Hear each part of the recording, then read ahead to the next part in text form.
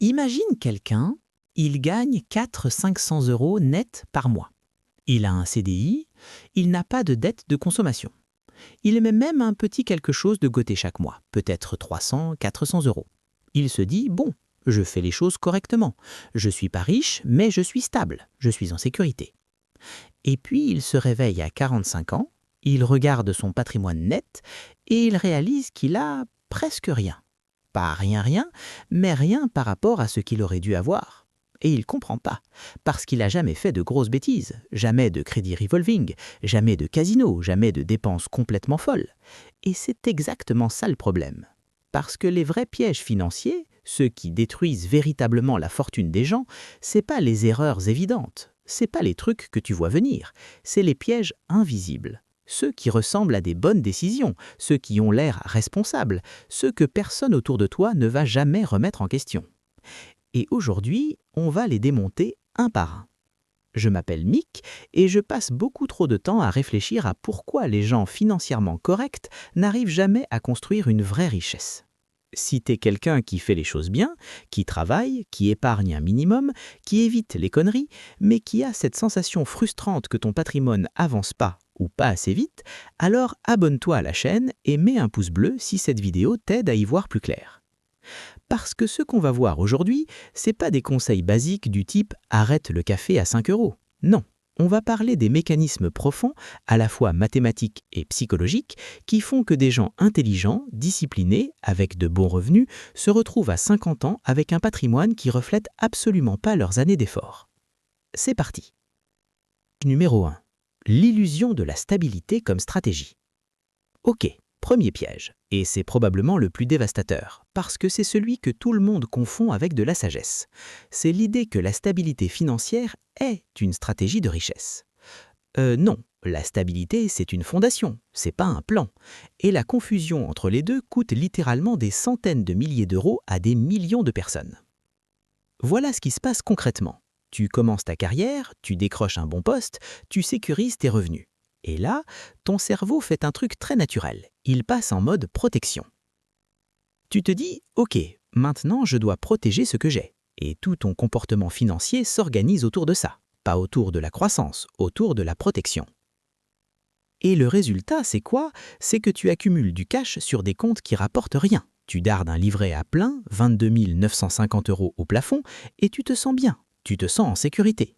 Sauf que voilà, ce que personne te dit, avec une inflation moyenne de 2,5% par an, et on a vu ces dernières années qu'elle peut monter bien plus haut, ton livret A à 3%, c'est un rendement réel de 0,5%.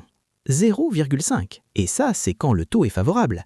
Pendant des années, le livret A était à 0,5% et l'inflation à 1,5%. Tu perdais de l'argent, littéralement, chaque jour, et tu te sentais responsable en le faisant. Voici les maths, et elles sont brutales. Quelqu'un qui met 400 euros par mois sur des supports quasi sans rendement pendant 25 ans accumule environ 120 000 euros. La même personne, 400 euros par mois sur un portefeuille diversifié avec un rendement moyen de 7% net, ce qui est la moyenne historique d'un portefeuille action mondial sur longue période, elle arrive à environ 320 000 euros.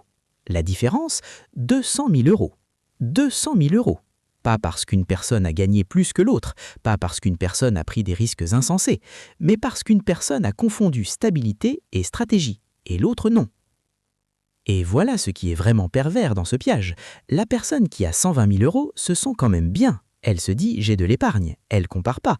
Elle ne sait même pas ce qu'elle a perdu, parce que tu peux pas ressentir la douleur d'un gain que tu n'as jamais eu. C'est ce qu'on appelle le coût d'opportunité invisible, et c'est le premier piège. Piège numéro 2. Et celui-là, il est vicieux parce qu'il arrive lentement. Si lentement que tu le remarques jamais. C'est l'inflation du style de vie. Et non, je ne parle pas de la personne qui passe de Clio à Porsche du jour au lendemain. Ça, c'est évident. Je parle de quelque chose de beaucoup plus subtil. Je parle de la personne qui commence à 2200 euros par mois et qui dépense 1800. 5 ans plus tard, elle gagne 3000 et elle dépense 2600. Encore 5 ans, elle gagne 3800, elle dépense 3400. Et encore 5 ans, elle gagne 4500, elle dépense 4100. Tu vois ce qui se passe? À chaque étape, elle épargne. À chaque étape, elle est responsable. Mais son taux d'épargne est resté exactement le même, autour de 10%, alors que ses revenus ont doublé. Selon une étude de l'INSEE de 2022, les ménages français dont les revenus augmentent de 30% sur une période de 10 ans voient leurs dépenses courantes augmenter de 28%. 28%! Ils captent seulement 2 points de pourcentage de leur hausse de revenus en épargne supplémentaire. C'est comme si tu avais un seau percé et qu'au lieu de boucher le trou, tu mettais juste un filet d'eau plus puissant. Ça a l'air de marcher, mais le seau se remplit jamais vraiment. Et voilà le mécanisme psychologique derrière. Chaque petite augmentation de dépenses est justifiable individuellement. Bon, j'ai eu une augmentation, je peux prendre un appartement un peu plus grand. Logique. Les enfants grandissent, on a besoin d'une deuxième voiture. Raisonnable. On mérite bien des vacances un peu mieux cette année. Normal. Chaque décision prise isolément est parfaitement rationnelle, mais l'effet cumulé est dévastateur. Et c'est ça qui rend ce piège invisible. T'as jamais l'impression de faire une erreur. Jamais. Chaque dépense te semble être la bonne décision au bon moment. Maintenant, tu vas peut-être te dire « Ouais, mais Mick, c'est quoi l'alternative? Je vais quand même pas vivre comme un étudiant toute ma vie. » Et t'as raison. Absolument raison. La solution, c'est la règle du 50%. À chaque augmentation, à chaque hausse de revenus, tu prends 50% pour améliorer ta vie, et c'est important, faut profiter. Et tu prends les 50% restants et tu les rediriges automatiquement vers tes investissements. Si ton salaire passe de 3 000 à 3 500, ça fait 500 € de plus. Tu t'autorises 250 € de dépenses supplémentaires et 250 vont direct dans ton portefeuille.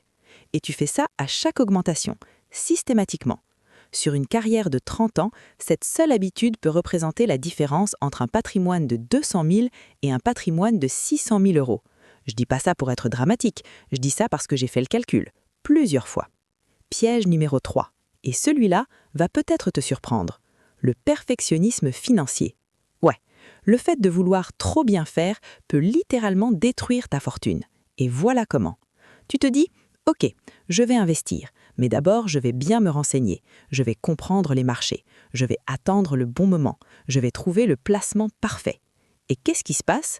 Tu passes 6 mois à lire des articles, tu regardes 47 vidéos YouTube, tu compares 12 courtiers en ligne, tu analyses les frais au centième de pourcent, tu attends que le marché se calme et pendant ce temps-là, tu investis rien. Une étude de Vanguard, et ça c'est une des plus grandes sociétés de gestion au monde, a montré que quelqu'un qui investit immédiatement bat quelqu'un qui essaie de timer le marché dans 68% des cas. 68%. Et la différence moyenne de performance? Environ 2,4% par an. Voilà ce que ça donne en euros réels. Quelqu'un qui investit 500 € par mois dès le 1er janvier sur un ETF Monde versus quelqu'un qui attend le bon moment et qui investit finalement en juillet, 6 mois plus tard. Sur 20 ans, en supposant un rendement de 7%, la différence est d'environ 42 000 €. 42 000 € pour avoir attendu 6 mois, à chaque fois. Et voilà ce qui est vraiment tordu. La personne qui attend se sent plus intelligente, elle se sent plus prudente, elle se dit « moi je fais les choses pas n'importe comment ». Mais mathématiquement, elle se fait détruire par quelqu'un qui a juste appuyé sur le bouton. Here's the thing. Voilà le truc, en finance personnelle, une bonne décision prise aujourd'hui bat presque toujours une décision parfaite prise demain. Presque toujours. Et c'est contre-intuitif, parce que dans la plupart des domaines de la vie, la patience et la réflexion sont des qualités. En médecine, tu veux un chirurgien qui prend son temps. En architecture, tu veux des plans précis. Mais en investissement personnel, l'attente a un coût. Et ce coût est mathématiquement quantifiable et il est énorme. Piège numéro 4. La dette acceptable. Ok, piège numéro 4, et celui-là va peut-être te surprendre. La dette acceptable. On a cette idée en France et dans beaucoup de pays francophones que certaines dettes sont normales. Le crédit auto, normal. Le crédit pour les meubles, normal. Le paiement en plusieurs fois pour l'électroménager, normal. Et écoute, je comprends. Quand tu vois des taux à 0% affichés partout, ça semble même intelligent de ne pas payer cash. Pourquoi sortir 15 000 € d'un coup pour une voiture quand tu peux payer 280 € par mois? Voilà pourquoi. Parce que la dette acceptable fait un truc invisible à ton cerveau. Elle normalise le fait de dépenser de l'argent que tu n'as pas encore gagné. Et une fois que ce mécanisme est normalisé, il se répète encore et encore. La Banque de France rapporte qu'en 2023, le ménage français moyen avait environ 1 200 € de mensualité de crédit hors immobilier. 1 200 € par mois en crédits conso normaux. Maintenant, regarde ce que ça représente en coût d'opportunité. C'est 1 200 € par mois investis à 7% pendant 20 ans, c'est 626 000 €. 626 000 €. Je vais le dire autrement. La différence entre quelqu'un qui finance son style de vie à crédit et quelqu'un qui investit la même somme sur 20 ans, c'est littéralement un demi-million d'euros pour les mêmes revenus. Et voilà où ça devient vraiment intéressant. Ce qui est pervers avec la dette acceptable, c'est qu'elle te garde dans une boucle. Tu finances ta voiture à crédit, donc tu as moins de cash disponible chaque mois, donc quand la machine à laver tombe en panne, tu la finances aussi. Et quand les vacances arrivent, tu payes en 3 fois. Et chaque mois, une part de plus en plus grande de tes revenus est déjà engagée avant même que tu reçoives ta paye. Et c'est là le vrai piège. C'est pas le taux d'intérêt, c'est la perte de flexibilité. Quand 30 ou 40% de tes revenus sont déjà affectés à des remboursements, tu peux plus saisir les opportunités. Tu peux plus investir, tu peux plus prendre de risques calculés. T'es coincé. La règle, elle est simple. Si c'est un actif qui se déprécie, voiture, électronique, meubles, tu payes cash ou tu achètes en dessous de tes moyens. Point. Piège numéro 5, et pour moi, c'est le plus dangereux de tous. L'ancrage social. Ce que j'appelle l'ancrage social, c'est le fait que ton comportement financier est déterminé non pas par tes objectifs personnels, mais par ce que font les gens autour de toi. Et voilà comment ça marche. Tu traînes avec des collègues qui mangent au resto tous les midis, donc tu manges au resto tous les midis. Tes voisins ont refait leur cuisine, donc tu commences à trouver ta cuisine moche. Tes amis partent en vacances à Santorin, donc tu pars en vacances à Santorin. Et à aucun moment tu prends ces décisions consciemment. Ton cerveau les prend pour toi, parce que les humains sont des animaux sociaux, et notre mécanisme de survie le plus profond, c'est l'appartenance au groupe. Et l'appartenance au groupe passe en grande partie par la consommation. Voilà ce que les recherches montrent. Selon une étude publiée dans le Journal of Consumer Research, les gens dont le cercle social dépense 10% de plus que la moyenne augmentent leurs propres dépenses de 7% en moyenne, sans même s'en rendre compte. Sans même s'en rendre compte. Et maintenant, regarde ce que ça signifie en euros. Si ton budget mensuel naturel serait de 2 500 €, mais que l'influence sociale te pousse à 2 675, juste 7% de plus, ça fait 175 € par mois de surcoût. Sur 30 ans, investi à 7%, ces 175 € représentent 213 000 €. 213 000 €, parce que tes potes mangent au restaurant. Ok, j'exagère un peu, mais le principe est réel, et le mécanisme est réel. Et voilà ce que la plupart des gens réalisent pas. T'as pas besoin de changer d'amis, je dis pas ça, mais t'as besoin de devenir conscient de l'influence. T'as besoin de créer ce que j'appelle un budget d'intention, un budget basé sur tes objectifs, pas sur les standards de ton entourage. Concrètement, ça veut dire quoi ? Ça veut dire que tu t'assois une fois par trimestre et tu te poses cette question. Si personne ne voyait comment je dépensais mon argent, est-ce que je dépenserais de la même façon ? Et si la réponse est non, tu as identifié ton ancrage social. Dernier piège, et c'est un piège qui touche spécifiquement les gens qui ont commencé à investir. Donc si tu as passé les 5 premiers pièges et que tu te dis « bon, moi je suis OK parce que j'investis », écoute celui-là. La fausse diversification. Beaucoup de Français pensent être diversifiés parce qu'ils ont un livret A, une assurance vie en fonds euros, peut-être un PEL et leur résidence principale. 4 placements. Ça a l'air diversifié. Sauf que quand tu regardes de près, c'est quoi ? Du cash, de l'obligation et de l'immobilier français. Tu sais ce que t'as pas ? Des actions internationales, des marchés émergents, des REITs globaux, de l'exposition aux devises étrangères. T'as 4 produits, mais t'as essentiellement 2 classes d'actifs. Et les 2 sont ultra concentrés sur l'économie française et la zone euro. C'est comme quelqu'un qui te dit « je mange varié » parce qu'il alterne entre des pâtes, du riz, du pain et des céréales. Techniquement, c'est 4 aliments différents.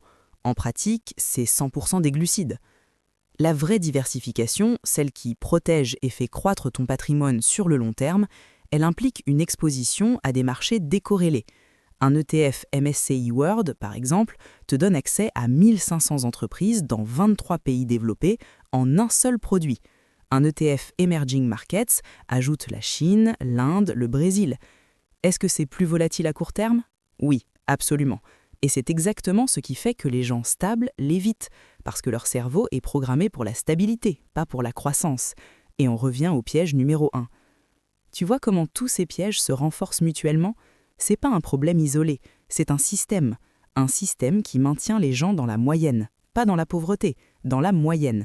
Et la moyenne en France, c'est un patrimoine net médian d'environ 177 000 € à la retraite, dont une grosse partie est immobilisée dans la résidence principale. 177 000 € de patrimoine financier liquide après 40 ans de travail, pour des gens qui ont fait les choses bien. Ok, on a vu les pièges. Maintenant, qu'est-ce que tu fais concrètement? Parce que je refuse de faire une vidéo qui te laisse juste anxieux sans te donner de solution. Voilà le plan en 5 étapes. Étape 1, calcule ton patrimoine net réel. Pas juste tes comptes bancaires, tout. Actifs moins dettes. Et sois honnête, la plupart des gens n'ont jamais fait cet exercice, et c'est comme essayer de perdre du poids sans jamais monter sur la balance. Étape 2, identifie ton taux d'épargne réel.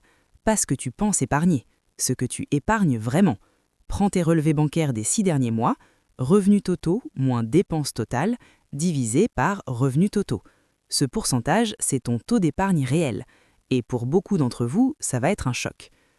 Étape 3, automatise avant de réfléchir. Le jour où ton salaire tombe, un virement automatique part vers tes investissements, pas à la fin du mois avec ce qui reste. Au début, c'est la seule méthode qui marche à grande échelle. Paie-toi en premier, dépense ensuite. Étape 4, ouvre un PEA si ce n'est pas déjà fait. C'est l'enveloppe fiscale la plus avantageuse en France pour l'investissement en actions. Après 5 ans de détention, tes plus-values sont exonérées d'impôt sur le revenu.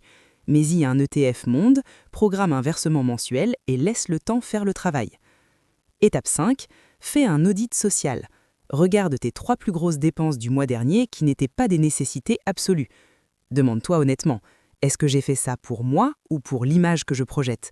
Si c'est pour l'image, c'est de l'argent que tu donnes à ton ego. Et ton ego, il te rendra jamais riche.